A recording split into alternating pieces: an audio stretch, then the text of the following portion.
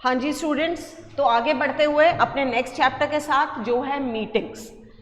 अब जैसे आपको पहले बताया गया, जब हमने इवैल्यूएट करा लास्ट 3-4 एग्जाम की अटेम्प्ट को, तो हमने देखा कि मीटिंग्स में से क्वेश्चन नहीं आया हुआ है। ठीक है, इसके 3 पार्ट है, agenda, minutes of a meeting and ATR। लेकिन इन पे बेस्ड अभी तक क्वेश्चन नहीं आया है, बट स्टिल इसको एक बार आप गो थ्रू जरूर होइए, क्योंकि यू नेवर नो, वही बात, जो अभी तक नहीं हुआ है वो कभी भी हो सकता है। तो हम अपना कोई भी ऐसा ऑप्शन छोड़ेंगे नहीं, क्योंकि मीटिंग एक इजी पार्ट है, शॉर्ट है, जल्दी लिखा जाता है। अगर ये क्वेश्चन आ जाता है तो कोशिश करो इसको अटेम्प्ट करो। ये बहुत शॉर्ट राइटिंग स्किल है और आप आराम से इस पे मार्क्स स्कोर कर पाओगे। ये भी हो सकता है कि मीटिंग में कॉम्बिनेशन ऑफ क्वेश्चन आ जाए, मींस एजेंडा और मिनट लिखने को आ जाए, मिनट्स और ATR लिखने को आ जाए, एजेंडा और ATR आ जाए, कोई भी कॉम्बिनेशन आ सकता है 3+2 मार्क्स में। ठीक है, या पूरा का पूरा एजेंडा लिखने को आया 5 नंबर में। हमने इस क्वेश्चन की तैयारी क्या करनी है कि एक मीटिंग को उठाना है जिसका एजेंडा, मिनट्स और ATR तीनों लिखने हैं। मीटिंग होता क्या है, हम लोग आपस में मिलते हैं किसी बारे में डिस्कस करने के लिए, कोई लेटर से कोई पॉलिसी इंप्लीमेंट करनी है, कोई एडवर्टाइजमेंट करना है, हम उनके बारे में एक मीटिंग करते हैं। तो ऑफिशियली मीटिंग करी जाती है, हर एक इंस्टीट्यूट में, हर एक ऑर्गेनाइजेशन में एक ना एक मीटिंग जरूर होती है। इस मीटिंग का पर्पस क्या है, किसी कॉमन कंसेंसस या डिसीजन पे रीच करना। मीटिंग के 3 पार्ट हैं, एजेंडा, मिनट्स, ATR।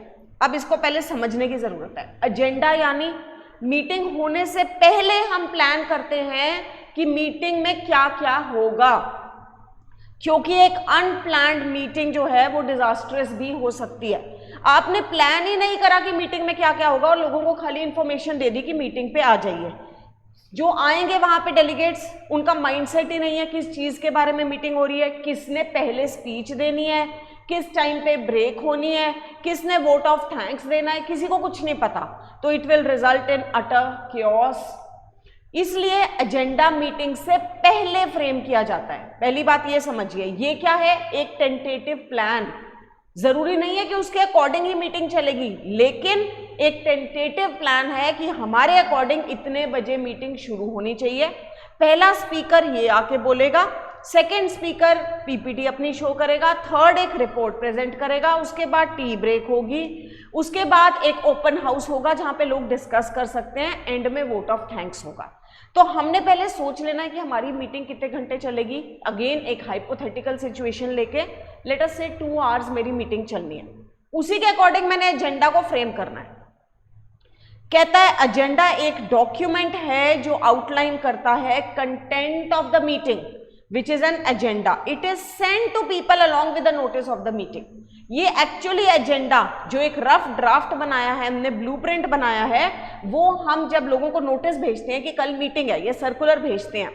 हमने करा अपने कंटेंट में कि सर्कुलर क्यों भेजा जाता है, सबको इंफॉर्मेशन देने के लिए। तो ऐसे ही जब सर्कुलर भेजा जाता है कि एक मीटिंग होगी, तो उसके साथ में एजेंडा भी भेजा जाता है, ताकि लोग उसी माइंडसेट से आए। अब सपोज HR का जो मैनेजर है उसने एक स्पीच देनी है, उसको पहले से बताना जरूरी है ताकि वो प्रिपेयर्ड आए उस स्पीच के लिए। तो एजेंडा किस लिए जरूरी है, कहता है this states the purpose of the meeting, लोगों को पता रहे, informs about the topics discussed and keeps the meeting focused on the issue. नहीं तो जो स्पीकर्स हैं वो डिविएट कर जाएंगे पॉइंट ऑफ व्यू से। बात मीटिंग हुई थी जी डिस्कस करने के लिए एडवर्टाइजमेंट के बारे में, वो अपनी पास्ट, अपनी सक्सेस और फेलियर के बारे में डिस्कस करने लग गए। और ये पार्टिसिपेंट्स को टाइम भी देता है to prepare for the roles. अब सपोज मैं 1 घंटे बाद मीटिंग होनी है और आपको अभी बोलूं कि आपने तो स्पीच देनी है, आपने तो सारी सेल्स की रिपोर्ट प्रेजेंट करनी है, वो अगेन फीजिबल नहीं है। हमेशा जो काम होना है वो प्री प्लान्ड होगा, तो बेटर वे में होगा। और इन्फॉर्म हो जाता है लोगों को सीक्वेंस जिसमें मेंबर्स बोलेंगे। तो ये एक एजेंडा का फॉर्मेट है, ये आप नोट डाउन कर लीजिए। Time, topic, attendees, speaker, duration, ये सेम रहता है इररिस्पेक्टिव मीटिंग किस चीज के बारे में हो रही है, फॉर्मेट सेम रहेगा। अंदर ये टैबुलर फॉर्म में ही आपने बनाना है, अंदर के कंटेंट वेरी करेंगे depending upon the question. Time में आपने मेंशन करना है। अब लेट अस से अगेन एक सिचुएशन लेते हैं, एक मीटिंग करी गई डिस्कस करने के बारे में कि एक न्यू प्रोडक्ट लॉन्च कर रही है कंपनी, उसकी एडवर्टाइजमेंट कैसे करी जाए। ठीक है, पास्ट पहले सेल्स को डिस्कस करें उस प्रोडक्ट के, उसमें कुछ नया इंप्लीमेंट करा गया है, उसको कैसे एडवर्टाइज करें। तो यहां पे हमने पहले अपने माइंड में टाइम डिसाइड कर लिया कि मैं 9 AM to 12 PM अपनी मीटिंग का टाइम रखूंगी। सबसे पहले मीटिंग में इनिशियली होता है एक वेलकम नोट, जितने आते हैं उनको वेलकम किया जाता है। तो आपने टाइम के नीचे यहां पे बिगिन करा ऐसे 9 AM, टॉपिक आपने लिखा वेलकमिंग द गेस्ट। ठीक है जी, अटेंडीज का मतलब क्या, कौन कौन वहां पे मौजूद होगा, कहां, इसमें हम लिख सकते हैं ऑल पार्टिसिपेंट्स, क्योंकि अगर आप नाम लिखने लगोगे आपको 5, 6, 10 नाम सोचने पड़ेंगे, उससे बेटर है लिख दो ऑल पार्टिसिपेंट्स। जितने के जितने हैं वो वेलकम द गेस्ट में इन्वॉल्व हैं। स्पीकर वो पर्सन है जो बोल रहा है उस टाइम पे, यानी वेलकम कौन कर रहा है। यहां आपको अटेंडीज और स्पीकर के बीच का डिफरेंस समझना जरूरी है। अटेंडीज का मतलब जो उस मीटिंग को अटेंड कर रहे हैं, इस टाइम पे आप सारे अटेंडीज हो, और स्पीकर कौन हो, मैं हूं, बिल्कुल। तो यहां पे हमने लिखा चेयरमैन, सपोज वो स्पीकर है, कितनी देर बोलेगा, लेट अस से मैंने कहा 20 मिनट्स।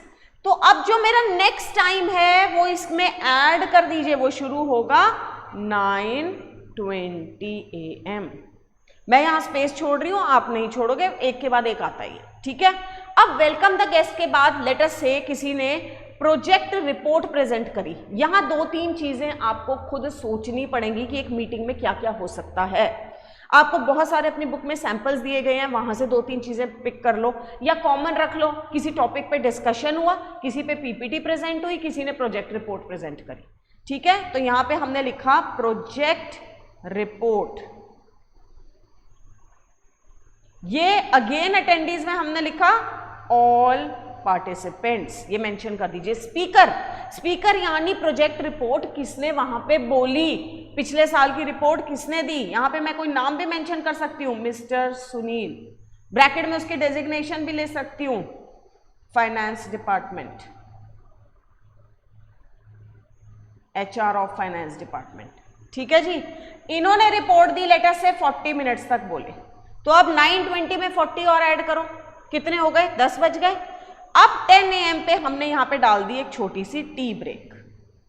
यहां पे अटेंडीज में आपने लिखा ऑल पार्टिसिपेंट्स, यहां स्पीकर ऑल पार्टिसिपेंट्स ही लिखोगे प्रॉपर, स्पीकर में आप डैश डाल दोगे क्योंकि टी ब्रेक में कोई बोल नहीं रहा है, आपस में डिस्कशन हो रही है या कुछ। इसे हमने दे दिया जी चलो 30 मिनट्स, ये बीच में थोड़ा एक चेंज के लिए डाल दिया। अब 30 मिनट्स के बाद हो गए 10:30। 10:30 पे मैंने अपना अगला इवेंट क्या डाला, प्रोजेक्ट रिपोर्ट हो गई। लेट अस से यहां पे डिस्कशन ऑन अपकमिंग ट्रेंड्स या discussion on trends in advertisement, क्योंकि हम अपने प्रोडक्ट को एडवर्टाइज करने के लिए ही लिख रहे हैं। Discussion on trends in advertisement. Attendees again all participants, यहां पे जनरली ऑल पार्टिसिपेंट्स ही आता है। स्पीकर, अब डिस्कशन है तो एक जना नहीं करेगा, ये भी माइंड में रखना है। जहां पे रिपोर्ट प्रेजेंट करनी है, पीपीटी देनी है, स्पीकर में एक जने का नाम लिखो। जहां डिस्कशन करना है आप ऑल पार्टिसिपेंट्स भी लिख सकते थे, लेकिन सारे के सारे एक साथ डिस्कस नहीं करेंगे। हमने लेटर से ये हो रहा है ट्रेंड्स इन एडवर्टाइजमेंट, तो हमने यहां पे ये दे दिया advertisement department, members of advertisement department या मेंबर्स ऑफ पब्लिसिटी डिपार्टमेंट, वो आपस में डिस्कस करेंगे। ये चला जी हमारा अगेन 30 मिनट्स। अब आ गए जी हम 11 AM पे। 11 AM पे हमने डाल दिया लेटर से पीपीटी कोई प्रेजेंट करी, या हम टुवर्ड्स द एंड जनरली डाल देते हैं ओपन हाउस। 2-3 चीजें आइटम डाल के आप 5-6 एंट्रीज बनाओ। ओपन हाउस जरूर एंड में लिखा करो। बिगनिंग में वेलकम लिख दिया, इससे क्या होगा, बीच में एक टी ब्रेक डाल दी, 2 एंट्री हो गई, ओपन हाउस लिख दिया और एंड में वोट ऑफ थैंक्स लिख दिया। 4 एंट्री तो यही हो गई, 2-3 और डाल देना। ओपन हाउस क्या होता है, ये हमेशा एंडिंग से पहले होता है, जब सबको मौका दिया जाता है कि अपने अपने व्यू पॉइंट्स कुछ कुछ बोल सके।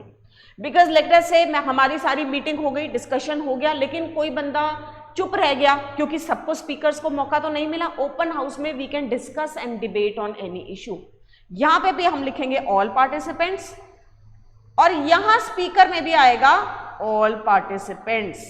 Open house is a discussion among all the members towards the end. किसी को कोई बात समझ में नहीं आई, कोई नया डिसीजन देना चाहता है, कोई पॉलिसी के बारे में कुछ नया बोलना चाहता है, ठीक है जी, ये हमने करी हुई सपोज 40 मिनट्स। अब आइडिया लगाओ कितना टाइम बच गया, खाली एंड के 20 मिनट। तो हम यहां पे लिख देते हैं 10:40 to 12 PM। यहां पे आ गया आपका vote of thanks. All participants थे अटेंडीज, वोट ऑफ थैंक्स किसने दिया? अगेन चेयरमैन लिख सकते हो या आप लिख सकते हो MD मिस्टर रजत। ये खत चला आपका 20 मिनट्स। मीन्स टाइम ड्यूरेशन से देखो आपके एग्जामिनर ने चेक क्या करना है, 5 से 6 एंट्री यहां पे डली हो, अटेंडेंस स्पीकर पे उसने इतना ध्यान नहीं देना। ये जो टाइम ड्यूरेशन है ये मैच करनी चाहिए टाइम के साथ। एक इवेंट हुआ उसके बाद इतने मिनट की ड्यूरेशन थी तो कैलकुलेट करके नेक्स्ट इवेंट स्टार्ट कर दो, और मीटिंग को 2, ढाई, 3 घंटे के अंदर स्ट्रेच कर दो। बहुत ईजी है ये फॉर्म करना। 3-4 बातें सोच जाओ, एक PPT प्रेजेंट करी, एक ओपन हाउस हुआ, एक किसी ने प्रोजेक्ट रिपोर्ट दी, डिस्कशन हुआ, ठीक है जी। इस तरह से आप अपनी मीटिंग बना सकते हैं। अब बात आती है minutes of a meeting. Agenda तो कब भेजा गया? एजेंडा किस टाइम पे भेजा गया? जब मीटिंग से पहले की प्लानिंग थी कि ये किया जाएगा, तो आपको duty the frame an agenda और आपने ये भेज दिया। इससे क्या बेनिफिट होएगा? अब लाइक मिस्टर सुनील थे, मिस्टर रजत से, उन्हें पहले ही इन्फॉर्म हो गया कि मैंने 20 मिनट बोलना है, इसको पता चल गया मैंने इस बात पे प्रोजेक्ट रिपोर्ट पे 40 मिनट्स बोलना है, तो उसी तरह से वो मेंटली प्रिपेयर्ड आएंगे। पर जब मीटिंग हुई, काफी कुछ तो एजेंडा के अकॉर्डिंग चलता है। कई बार क्या होता है, थोड़ा बहुत टाइम ड्यूरेशन का फर्क पड़ गया, बीच में कोई लेटेस्ट से कोई सरप्राइज एंट्री हो गई, किसी को वेलकम करना पड़ गया, थोड़ा बहुत चेंज हो सकता है। मिनट्स ऑफ अ मीटिंग आप ऑलमोस्ट सिमिलर टू एजेंडा ही लिखोगे। फर्क क्या है? एजेंडा मीटिंग से पहले भेजा गया, minutes of a meeting meeting के दौरान लिखी गई। दौरान मीन्स जब मीटिंग चल रही थी, किसी ने नोट डाउन करा गया क्या क्या हो रहा है, और मीटिंग खत्म होते ही उसने एक रिपोर्ट देनी है, that is called minutes of a meeting. ये टेबल फॉर्म में नहीं होती। एजेंडा हमेशा टेबल में बनता है। अगर आपको मिनट्स ऑफ मीटिंग और एजेंडा दोनों आता है तब तो बहुत आसान है। एजेंडा को उठाया, उन्हीं की स्टेटमेंट बना बना के मिनट्स ऑफ अ मीटिंग में लिख दी। समझ रहे हैं? खाली मिनट्स ऑफ अ मीटिंग आता है तो अपने माइंड में एक रफ एजेंडा बना लो, ये इवेंट हुए होंगे, उनको स्टेटमेंट में लिख दो। इसका फॉर्मेट क्या है मिनट्स ऑफ अ मीटिंग का? Date, venue, meeting started at, ये 3 लाइनें आपने लिखनी है और इसके बाद स्टार्ट करना है। अब मैंने यहां पे लिखा जी डेट, सपोज यहां पे मैंने लिखी 25 नवंबर 2022। वेन्यू कम्युनिटी हॉल, कुछ भी इमेजिन कर लो। Meeting started at 9 AM।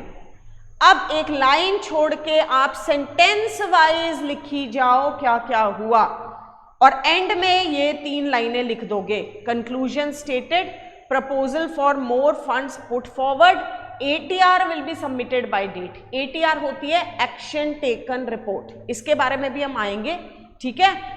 ये अब हम नेक्स्ट आते हैं। पहले आप ये समझिए, मैं आपको यहाँ पे ना एक बना हुआ है ये दिखाती हूँ, आई थिंक इससे आपको क्लैरिटी ज्यादा होगी। ये यहाँ पे एक फाइल है मेरे पास जिसमें ऑलरेडी इसके सैंपल्स हैं, तो हम यहाँ से इसको रेफर कर सकते हैं। लेट अस सी, कोई एक बना हो यहाँ पे एजेंडा और उसके साथ का मीटिंग। ये देखिए ऐसे बना था एजेंडा, एक बार इस पे गौर कीजिए। इंट्रोडक्शन, नेम ऑफ पार्टिसिपेंट्स की जगह आपने लिख दिया all participants, name of the speaker mention करना है, 15 मिनट चला। Discussion upon upcoming strategy for launch of new product, कितने बजे तक चली। प्रोजेक्ट रिपोर्ट हुई, tea break, market trends discuss हुए, details on costing, open house, thank you note. ये 3-4 चीजें अगेन रट लो कि प्रोजेक्ट रिपोर्ट डालनी है मैंने, बीच में मार्केट ट्रेंड्स पे डिस्कशन हुआ, कोई डिबेट हुई, ये तो आपका बन जाएगा। इसी को उठा के आपने क्या लिखना है बच्चे? Minutes of a meeting. ये यहाँ पे कुछ स्ट्रैटेजीज बताई हैं कि पहले प्लान कीजिए, लिखिए, बट एग्जाम में ये सब स्ट्रैटेजी अप्लाई आपकी कुछ नहीं होनी, क्योंकि वहां पे टाइम कम है। ऐसे लिखा जाता है। डेट मेंशन करी, वेन्यू मेंशन करा, meeting started eight 6 PM। Suppose mister Ramesh chairperson gave an introduction, वहीं से सेंटेंस उठाया ना, जो वहां पे स्पीकर था उसका नाम उठाया, उसने क्या दिया, अब ये सेंटेंस में बन गया टेबल की जगह। क्या मुश्किल है? अगर आपका एजेंडा बना है फिर तो 2 मिनट का भी काम नहीं है। Mister Kamlesh spoke about the new product, miss Shalini regional manager gave a detailed, ये पास्ट में चल रहा है क्योंकि मीटिंग खत्म हो गई है, ये हुआ। Participants approved of this report, mister Rahman discuss the market scene, mister Satyam gave details of costing, the chairperson declared an open house for all participants and gave a vote of thanks. And के 2 याद है आपको, open house, vote of thanks, हमने इसको ऐसे sentence में लिख दिया। 3 लाइनें एंड में हम ये हर बार लिख देते हैं, कंक्लूजन स्टेटेड, यानी एक कॉमन प्रपोजल, एक कॉमन कंसेंसस पे हम सारे आ गए। कंक्लूजन स्टेटेड यानी एक सहमति से एक डिसीजन लिया गया, ये रट लीजिए, एंड में लाइन लिखनी है। Proposal for more funds put forward, ये भी हम जनरली लिख देते हैं क्योंकि जब भी मीटिंग हुई, कोई डिस्कशन हुआ कि आगे इंप्रूवमेंट कैसे किया जाएगा, कोई प्लान लॉन्च करना है, कोई एडवर्टाइजमेंट करना है, तो फंड तो चाहिए, तो एंड में लिख दो proposal for more funds put forward. Tenders to be release को छोड़ दो, ATR will be submitted by, और एक डेट लिख दो। ATR क्या है? Action taken report. अब यहां पे क्या है जी, मिनट्स ऑफ अ मीटिंग तो हो गई, मीटिंग में डिस्कस हुआ कि एडवर्टाइजमेंट करा जाएगा, 1 महीने के अंदर अंदर हमने पूरा का पूरा पंजाब डिस्ट्रिक्ट कवर कर लेना है जी, हमने अपने इंस्टीट्यूट का एडवर्टाइजमेंट करना है, ठीक है। लेकिन क्या वो अप्लाई हुआ, कितना वो सक्सेसफुल था? तो 1 वीक टू 10 डेज के अंदर एक ATR रिपोर्ट मांगी जाती है, एक्शन टेकन रिपोर्ट। आप समझ रहे हैं, क्योंकि मीटिंग में जो डिस्कस हुआ जरूरी नहीं है कि वो इंप्लीमेंट होगा ही होगा, और वो सक्सेसफुल भी होगा, ये भी सक्सेस रेट हम प्रिडिक्ट नहीं कर सकते। तो हम एक ATR जो बनाते हैं वो मीटिंग के ऑलमोस्ट 10 दिन बाद बनाते हैं कि मीटिंग के बाद जो बातें हुई थी मीटिंग में डिस्कस, क्या उन्हें इंप्लीमेंट करा गया है और किस हद तक वो सक्सेसफुल हुई हैं। देखिए यहाँ पे ATR क्या कहता है, action taken report is made few days after the meeting, 5 से 7 दिन या 1 वीक या 10 डेज के बाद ये बनाई जाती है। इसका फॉर्मेट क्या है? अब कहता आपने एक्शन टेकन रिपोर्ट सबसे छोटा पार्ट है, आपने इसमें ये लिखना है as per the meeting held on, एक इमेजिनरी डेट लिख लो। आप समझ रहे हो, मुझे नहीं पता मीटिंग कब हुई थी, आपको एग्जाम में आता है कि एक्शन टेकन रिपोर्ट बनाओ, एक मीटिंग हुई थी जिस पे डिस्कशन हुआ था कि हम अपने प्रोडक्ट को एडवर्टाइज करेंगे, उसकी एक्शन टेकन रिपोर्ट बनाओ। अगर ऐसा क्वेश्चन आ जाता है, ये वर्ड सेम के सेम रिपीट होंगे, as per the meeting held on this date, कहां पे, ये आ गई डेट, ये आ गया venue, following actions have been taken, have been reported, 3-4 वहां पे पॉइंट लिख दो कि अब तक क्या क्या हुआ है। सपोज हमने अपने एडवर्टाइजमेंट के बारे में डिस्कस करा था कि हम पूरे पंजाब डिस्ट्रिक्ट में अपने प्रोडक्ट को लॉन्च करने के लिए उसका एडवर्टाइजमेंट करेंगे, ठीक है। तो यहाँ पे हम क्या लिख सकते हैं, following actions have been reported, advertisements have been done in the district of let us say Bathinda, Sangrur and Ludhiana, कुछ 2-3 जगह आपने मेंशन कर दी, फाइन। फिर आप क्या लिख सकते हो नेक्स्ट पॉइंट अपना, कि a good response has already started from this advertisement and advertisement process will be completed by the end of the month। मतलब अगेन इमेजिनरी 2-3 पॉइंट बुलेट्स में लिख दो कि 10 दिन के अंदर कहां तक आपकी गाड़ी चल पड़ी है, समझे आप बात। फिर नीचे आ जाता है बस अंडरसाइंड किसने रिपोर्ट लिखी है, action taken report, director of sales and marketing, यहां 2 जनों ने लिखी होगी, डायरेक्टर ऑफ बिजनेस। आपको क्वेश्चन में दिया जाए कि आप हो HR और आपको कहा गया HR ऑफ लेटर से फाइनेंस डिपार्टमेंट, आपको कहा गया कि जो ये डिस्कशन हुआ था, a meeting was held on letter से 22 November where it was discussed about strategies for advertisement of a new product launch by your company, write a action taken report. अब समझ रहे हैं, आपने ऐसे ही उठाना है, as per the meeting held on 22 November at the community hall, following actions have been reported, 3-4 point लिख दो कि अब तक एडवर्टाइजमेंट हमारा यहां तक पहुंच चुका है, ठीक है, फंड्स इतने लेटर से लैक्स के हमने ऑलरेडी इन्वेस्ट कर दिए हैं, अच्छा रिस्पॉन्स मिल रहा है और advertisement process hopefully next 20 days में पूरे पटियाला में हमारे एडवर्टाइजमेंट स्प्रेड हो जाएंगे। अंडरसाइंड HR ऑफ फाइनेंस डिपार्टमेंट। खत्म। एक्शन टेकन रिपोर्ट तो सबसे छोटी है, इसलिए इसके चांसेस है कि ये अकेले नहीं आएगी। अगर ATR आई तो आप समझ रहे हो कहीं ना कहीं वो एजेंडा से लिंक्ड या मिनट्स ऑफ अ मीटिंग से लिंक ही आएगी, बिकॉज 5 मार्क्स इतने छोटे राइटिंग टेक्स्ट के लिए देने के लिए जस्टिफिकेशन नहीं होती। इसलिए कॉम्बिनेशन आ सकता है कि right the minutes of a meeting which was held to discuss about the upcoming strategies of advertisement for a new product and along with that write the ATR for the same।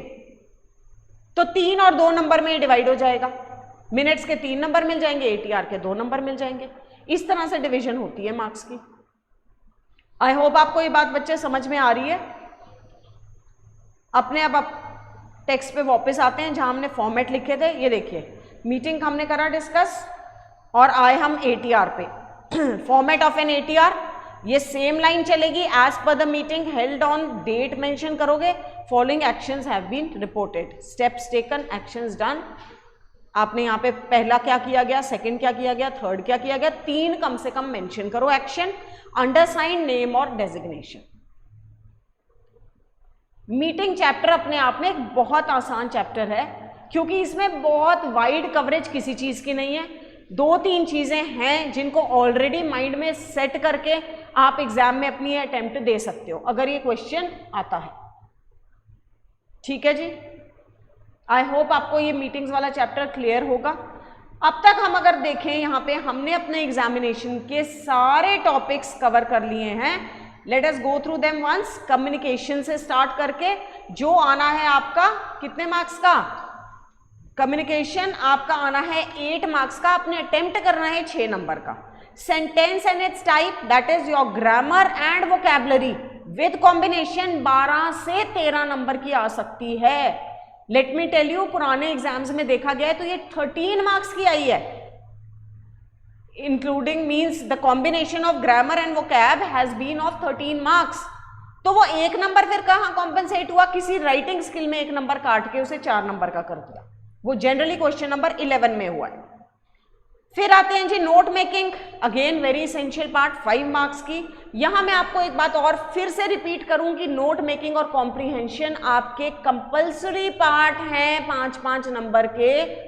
Comprehensions are very very easy to do, वो +2 level के ही होते हैं, उससे बिल्कुल नहीं घबराना है। First reading में कुछ आपको मैं टिप्स देती हूँ, आप कॉम्प्रीहेंशन को जब रीड कर रहे हैं ना उससे पहले उसके एक बार आंसर्स रीड कर लीजिए। Questions, in fact I would say answers आपने ढूंढने हैं, उसके क्वेश्चंस को रीड कीजिए। उससे बेनिफिट क्या होगा कि कॉम्प्रीहेंशन को 2 बार पढ़ने की जरूरत नहीं पड़ेगी। जब आपने उसके क्वेश्चंस पढ़ लिए, आपको थोड़ा बहुत माइंड सेट हो गया कि मुझे किन चीजों को ढूंढना है, मैं अननेसेसरी पूरे कॉम्प्रीहेंशन की डेप्थ में नहीं जाऊंगी, सिर्फ उनसे रिलेटेड चीजें अंडरलाइन करी जाऊंगी। Please keep on underlining, this pen and paper work is going to help you a lot in your exams. जहां अंडरलाइंड होंगे आपके आंसर्स, आपको लिखने में 1 मिनट लगना है, इस पे हमने कॉम्प्रीहेंशन पे 10 मिनट से ऊपर नहीं लगाने हैं किसी भी हाल में। ठीक है जी, आपने कॉम्प्रीहेंशन पढ़ा, आपको ये भी पता लगा कॉम्प्रीहेंशन में क्वेश्चंस आने के चांसेस किस तरह के। इसमें आते हैं जी आपके MCQs, 5 नंबर के भी आ सकते हैं। ठीक है, आपके आ सकते हैं 1 वर्ड सब्स्टिट्यूशन टाइप। आप समझ रहे हो, 1 word means find the antonym of the word from the passage, find the word which means similar to the particular word. ये 1 वर्ड वाले हैं, ये 1-1 नंबर में आ सकते हैं आपको, या आपको पूरे के पूरे 5 क्वेश्चन फॉर्म में आ जाए, क्वेश्चन 1, 2, 3, क्वेश्चन 4, क्वेश्चन 5, जो 1-1 लाइन में आपने जवाब देने हैं। इनमें कॉम्बिनेशन भी आ सकता है। कई पैसेजेस में देखा गया कि 2 क्वेश्चन आए जहां आपको अंडरस्टैंडिंग ऑफ पैसेज के अकॉर्डिंग देना है। एक आया आपका क्या, give 1 word for this, find synonym या एंटोनिम। एक आया आपका क्या, MCQ। कई बार आ जाती है summary, right the summary of the passage. अब समरी यहां भी है, प्रीसी राइटिंग में भी है। समरी में आपने क्या करना है, कंटेंट को ऑलमोस्ट 1/3 या 1/4 करके मेन बातें उठाई जानी है वहां से और उन्हें सम अप करके लिख देना है। ये समरी पार्ट आप देख रहे हैं बार बार रिपीट हो रहा है, कॉम्प्रीहेंशन में भी आएगा, नोट मेकिंग में तो आएगा ही आएगा, प्रेसी राइटिंग में भी आएगा। 2 कंपल्सरी क्वेश्चंस हो गए समरी के, एक ये भी हो गया। तो ये समरी फॉर्म करने की हैबिट अभी से आप शुरू कीजिए, ठीक है जी।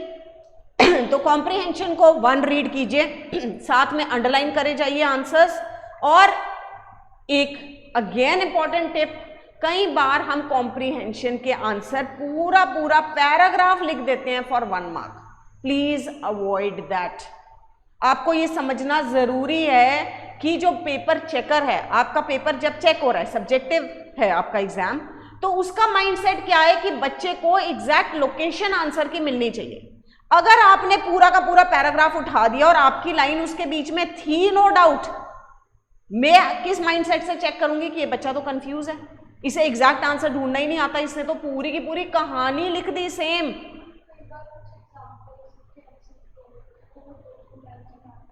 दैट इज फाइन, कई बार 2-3 लाइन के होते हैं, आई अग्री, ठीक है, लेकिन आपको फिर वही 2-3 लाइन लिखनी है ना, आपको वो 5-6 लाइन नहीं लिखनी है। वहां नेगेटिव मार्किंग हो सकती है, आप 0.5 लूज कर जाओगे। 1 नंबर का आंसर है, आपको 0.5 ही मिलेगा। 1 नंबर में आपने 6 लाइनें लिख दी, पूरा पैराग्राफ उतार दिया, और फिर आप जाके आर्ग्यू ये करोगे कि मेरा आंसर तो उसके बीच में था। आप समझ रहे हैं, but nobody has the time to read those lengthy answers. Examiner का समय बर्बाद हुआ, उसको क्या लगा, आपको क्लैरिटी ऑफ थॉट नहीं है, उसने 0.5 दे दिए पूरा पैराग्राफ लिखने पे। तो प्लीज रेलेवेंट जो बात पूछी गई है उसको समझिए कॉम्प्रिहेंशन में, और उसी अकॉर्डिंग अटेम्प्ट कीजिए, ये बहुत जरूरी है, ठीक है बच्चा। सिनोनिम एंटोनियम कुछ हद तक अगर वर्ड टफ है तो गेसवर्क मतलब पैसेज की उस लाइन को मैंने 2 बार पढ़ा। जैसे मैंने आपको एक एग्जांपल बताया था कि सपोज मुझे इसका मीनिंग नहीं पता, वोरेशियस का, ठीक है, नहीं पता, और मुझे पूछा गया व्हाट डज दिस मीन, और सेंटेंस में क्या कहा था, he is a voracious eater, he likes to eat a lot variety of food. मैंने क्या यहां पे भाव लगाया इसका, वोरेशियस का आइडिया क्या करा, गैस करा। अब वोरेशियस का मतलब हो सकता है एक्सेसिव अमाउंट, बहुत ज्यादा। वोरेशियस रीडर भी होता है, वोरेशियस ईटर भी होता है। जो पढ़ने के बहुत शौकीन है, दे आर वोरेशियस रीडर्स। तो आप कुछ गेस वर्क से उसको अटेम्प्ट करो, फिर उस सेंटेंस को पढ़ो, 2 बार पढ़ लो, इतना टाइम नहीं लगेगा। वर्ड को अंडरलाइन कर लिया ना, 2 बार सेंटेंस को पढ़ो, जो आपका माइंड गेस करता है ना कि ये हो सकता है, उसको अटेम्प्ट कर दो, छोड़िए मत, क्योंकि नेगेटिव मार्किंग नहीं है। अगर आपका आंसर रॉन्ग है तो रॉन्ग है ना, अगले ने -5 नहीं करने, 0.5 माइनस नहीं करने, तो इसलिए किसी भी आंसर को नहीं छोड़ना।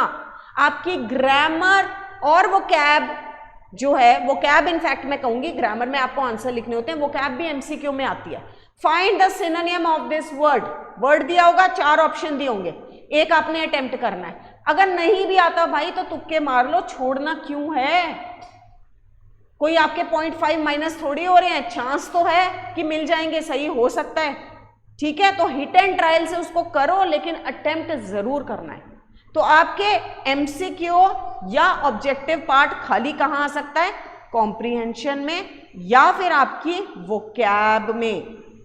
Find the meaning of the given idiom, आपको इडियम दिया हुआ है, 4 मीनिंग दिए, कौन सा करेक्ट है, नहीं आता गेस कर लो, लेकिन छोड़ो मत इन आंसर्स को। एमसीक्यूज को कभी नहीं छोड़ना चाहिए, इस एग्जाम में नेगेटिव मार्किंग नहीं है, ठीक है जी। हमने कॉम्प्रिहेंशंस डिस्कस करे, हमने करा vocab, note making, article, report, letters, इन सब की मैं बार बार आपको कह रही हूं चॉइस बहुत बहुत सेंसिबली करिएगा। जब आपको क्वेश्चन नंबर 8 to 11 में से 3 चूज करने हैं तो आप सबसे ज्यादा फोकस करिए राइटिंग सेक्शन पर, क्योंकि ये 5 मार्क्स की है। कम्युनिकेशन के क्वेश्चन बहुत सिंपल होते हैं, टू द पॉइंट होते हैं, वो आप जरूर कर लोगे आंसर, 2 नंबर आपके हैं। वोकैब और ग्रामर सब में अनप्रेडिक्टेबल है, ठीक है जी, 3 नंबर भगवान भरोसे हैं। लेकिन ये जो 5 नंबर हैं, 5 into 3 15, ये बहुत बहुत वैल्यूएबल है आपके लिए। इसलिए आप जब सेक्शन पार्ट सी अटेम्प्ट कर रहे हैं किसी का भी, तो ध्यान से देखिए, चारों राइटिंग 2 मिनट लगाओ, पढ़ो। रिज्यूम राइटिंग है, प्रीसी तो आनी है, एक आर्टिकल है, एक रिज्यूम है, और लेटर से एक आ गया आपका ईमेल।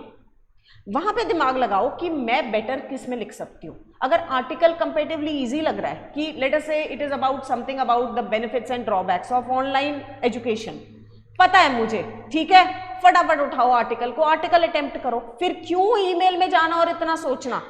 इसलिए इसके लिए माइंड सेट मत करके जाओ। अगर आपको रिज्यूम लग रहा है कि एक टीचिंग पोस्ट के लिए अप्लाई करना है, पता है जी मेरा सारा रिज्यूम रेडी है, मुझे सिर्फ हद 8 से 10 मिनट लगेंगे, फटाफट अटेम्प्ट करो। राइटिंग सेक्शन में 10 मिनट से ऊपर या मैक्सिमम 11 मिनट्स एक पार्ट को आप अपने देंगे, उससे ऊपर नहीं देंगे। राइटिंग में इतना फंस जाओगे, नेक्स्ट राइटिंग तक पहुंच नहीं पाओगे। सबसे बड़ा टारगेट एग्जाम में आंसर्स सबको आती है, because this is a comparatively easy exam, I agree, लेकिन नंबर क्यों नहीं आते? क्योंकि टाइम मैनेजमेंट बच्चों की नहीं होती। आपका फोकस हमेशा मॉक टेस्ट से, रिवीजन टेस्ट से होना चाहिए time management, time management, good score along with time management. इसका कॉम्बिनेशन अगर आप करोगे, कहीं भी आपके, मैं बार बार बोल रही हूं, 35 प्लस नहीं गए, बहुत आसानी से इस पेपर में 35 प्लस आ सकते हैं, आपके 36, 37, 38 तक भी नंबर आ सकते हैं। 40 की हम गारंटी क्यों नहीं दे रहे? 40 भी आ सकते हैं, कोई बहुत अच्छा हो, क्योंकि 40 मार्क्स मीन्स कि आपने फ्लॉलेस राइटिंग स्किल लिखी है। नंबर कटते हैं राइटिंग स्किल में, ग्रामर में आप ठीक हो, आपके कोई नहीं काट सकता, वोकैब में ठीक हो नहीं काट सकता, कम्युनिकेशन में ठीक हो नहीं काट सकता, नंबर कहाँ काटेगा अगला? आपके राइटिंग स्किल में। वहां पे हासिल करो 4 से 4.5 नंबर हर राइटिंग स्किल में, कि मेरा स्कोर टोटल जो है 38 को टच कर जाए। ये टारगेट अपना रख के चलिए। I hope these revision lectures have been a help to you, and I wish everyone all the best for the upcoming exams. God bless you all.